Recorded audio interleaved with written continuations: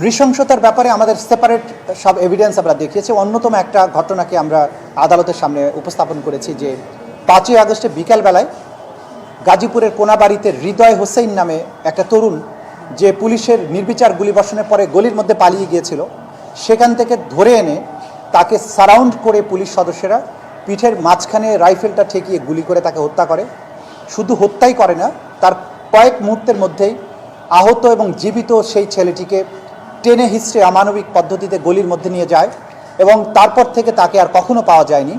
সেই তরতাজা তরুণ ছেলেটিকে পরবর্তীতে তদন্ত সংস্থা জানতে পারে যে তাকে একটি গাড়িতে করে মধ্যরাতে তার মৃতদেহ কড্ডা নদীতে গিয়ে ব্রিজ থেকে ফেলে দিয়ে গুম করে দেওয়া হয়, যেটা উদ্ধার করার জন্য তদন্ত সংস্থা ডুবুরি নামিয়ে নদীতে চেষ্টা করেছে, কিন্তু 1 বছর পরে হওয়ার কারণে নদীতে প্রবল স্রোত থাকার কারণে সেটার কোনো রিমেইনিং আমরা উদ্ধার করতে পারিনি।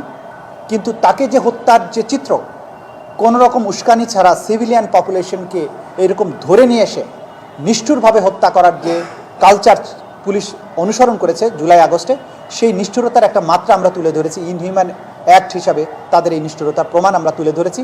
এবং এই সব কিছু শুধুমাত্র হৃদয়ের ক্ষেত্রেই নয়, আশুলিয়াতে জীবিত মানুষকে পুড়িয়ে হত্যা করার দৃশ্য দেখেছি, মৃতদেহগুলোকে পুড়িয়ে ফেলার দৃশ্য দেখেছি, হাসপাতালে চিকিৎসা করতে বাধা দেওয়ার দৃশ্য দেখেছি, চিকিৎসা না করে ফেলে রাখার জন্য নির্দেশের কথা আমরা জেনেছি, রিলিজ করে বাইরে গিয়ে যাতে ট্রিটমেন্ট নিতে না পারে সেজন্য আটকে রাখার যে কালচার, সেটাও আমরা দেখেছি। যতগুলো অমানবিকতা সম্ভব সব কিছুই জুলাই আগস্টে এই ছাত্র জনতার উপরে এই আসামিরা সংগঠিত করেছিল, সেই বিষয়গুলো আমরা আদালতে তুলে ধরার চেষ্টা করেছি।